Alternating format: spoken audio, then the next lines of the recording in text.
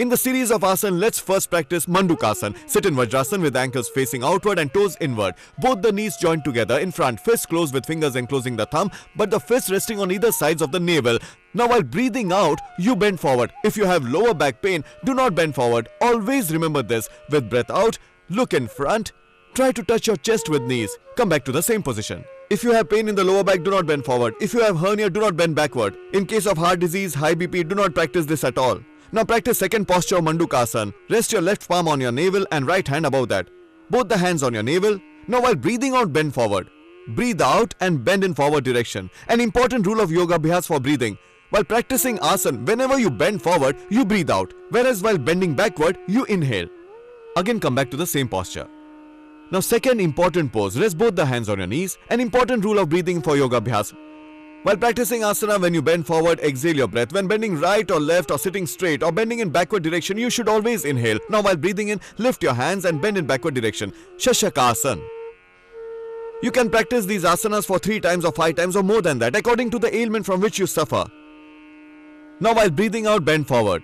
The first posture is specially recommended for diabetes. In addition to diabetes, it may also help in brain diseases and may prove beneficial for liver. Now lift your arms and bring them down from the sides. This was the practice of Shashakasana. Now lie down on your stomach. In this posture, you may practice 2 asanas. Bhujangasana and Shalabhasana. Feet joined together in back, chin resting on the ground. Hands resting on sides with palms facing down. Feet should be joined together. Now while breathing in, raise your chest in front. Look in front. Raise your chest slowly. Elbow slightly bending down. Raise till your navel. Look in front. Now while breathing out, come down.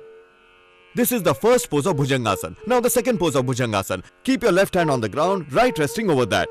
Now while breathing in, lift your chest from the front. Lift slowly. Elbows will remain straight. An important exercise for the diseases of spinal cord such as cervical spondylitis, frozen shoulder, slip disc and sciatica pain. Now while breathing out, come down. Now the third pose of Bhujangasana. Hands resting on the sides of the chest. Daily practice of this may help subside lower back pain forever. Both the feet joined together. While breathing in, lift your chest in front. Practice it every day. And now while exhaling out, come down. Now the fourth pose of Bhujangasana. Keep your feet separately at some distance. Hands on either sides of the chest. Palms facing down. Now while breathing in, raise your chest from front. An important exercise for spinal cord. Feet resting away from each other with toes stretched out. Now from right shoulder, try to look behind at the ankle of your left foot. Now while breathing out, come back to the same position. Now while breathing in, lift your upper part. And from left shoulder, try to look at the ankle of the right foot. Now while breathing out, come down. Whenever you want to sit, get up from the left side. But before that, one more important asana. Both the hands resting below the thighs. Both the feet joined together. Chin resting on the ground. Now while breathing in, lift your right leg. This is Shalabhasana. Bhujangasana and Shalabhasana, these are the 2 asanas that are practiced while lying down on stomach. The practice of these 2 asanas may subside the problems of spinal cord forever. Now lift the other leg. It may help to cure the problems in the lower portion of your spinal cord. Now slowly bring it down. Now stretch your right arm in front, left hand resting above your waist. This is the second pose of Shalabhasana. Now while breathing in, you will lift your right arm and head a little in front and simultaneously will raise your left leg. Chest will also be raised a little. You will lift your head, your arm. Arm should be touching your ear. Now while breathing out, come down. Now change the position of your arms. If you have any problem related to the spinal cord, you may practice these exercises 3 times, 5 times or even 7 times. Now while breathing in, lift your left arm and right leg simultaneously, making a diagonal pose. Now come down slowly. Now the third pose of Shalabhasana. Hold your left wrist with your right hand, both the feet joined together. Now while breathing in, lift your chest from front. You will try to look upward, both the feet joined together. Again while breathing out, come down. Now the fourth pose of Shalabhasana. While inhaling, lift your body from both the sides. Breathe in. Hands stretched behind the hips. Stretch and rest them above your hips. Raise your chest and legs simultaneously. Lift your body from both the sides. Slowly, gently, come back to the same position. If you want to sit, turn to your left. You may turn to your left and then sit. After sitting, again lie down in Shavasana. Yoga Nidrasana. Both the legs stretched. Yoga Nidrasana. Before resting in Shavasana, you must practice 3 important asanas. Feet joined together and palms resting down on the ground. Uttana Padasana, an important asana for your stomach. You may practice it every day. Feet together and lift them at an angle of 30 degrees. About 1 foot. Raise your legs. Now while breathing out, slowly come back. It's an important asana for your stomach. Now Pavan Muktasana, an important asana for gas and stomach. Problems of gastric and stomach will be controlled. If you have pain in the lower back, do not lift your head. Now fold your right leg. Hold it with both your hands, fingers interlocked properly. While breathing out, press your knee to your chest. Toes bending backward. Press your knee so that it touches your chest. Now lift your head and try to touch your nose to the right knee. Come back to the same position. Repeat the same steps with your left leg. Fold your left leg. While exhaling, press your knee to the maximum, close to your chest. Lift your head and try to touch your knee with your nose. Straighten your leg with toes stretched backward. Come back to the normal position. Now you have to do it with both the legs. First straighten them properly and then fold them together. Now exhale completely and press your knees close to your chest. Toes will be stretched down. While lifting your head, try to touch your nose with your knees. Straighten your legs again. Now the third important asana, in lying position only. Markatasana. Stretch your arms parallel to the shoulder.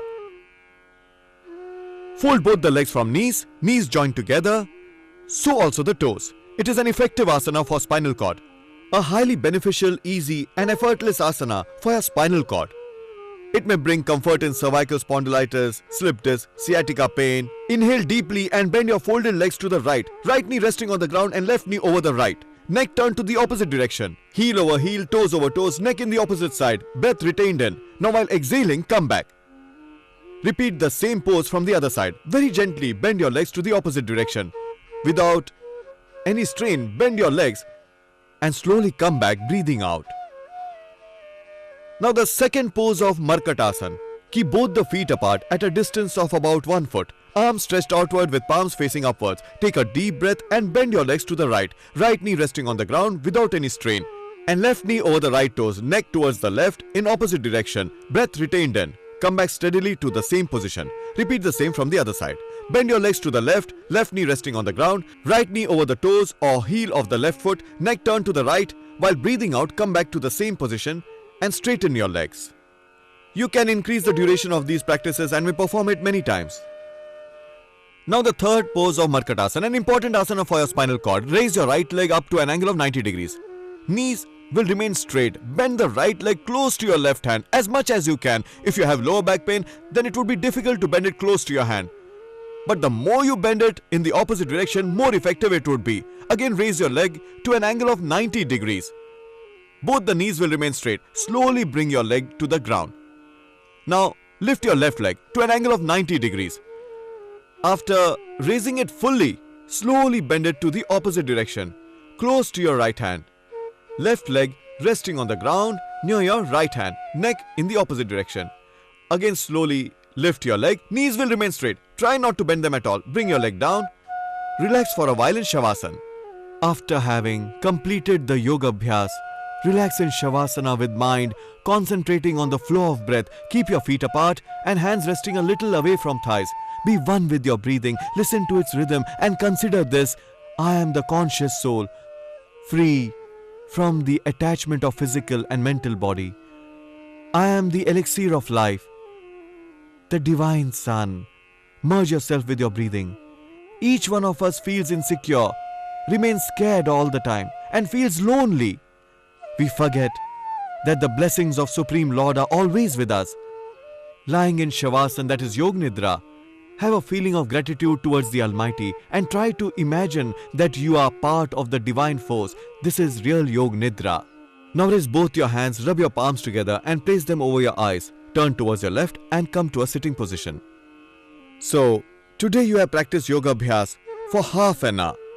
If you practice only this much, you will remain healthy. However, if you are suffering from some ailment, you are suffering from some chronic ailment, then you may have to increase the duration of your practice. But at least practice this much. Be happy always. After getting up, drink 2 glasses of water. Relieve yourself and then practice pranayam. Keep smiling throughout the day. Be positive. Live each moment with the feeling that you are a part of the divine force. Oh Lord, be with me always. I am fulfilling the responsibilities bestowed on me. All my actions are devoted to you. This world is shadow of the Supreme Lord only. And live each moment of your life as a believer. This only is the key to live a healthy life. Yoga Abhyas. You must practice it for half an hour every day.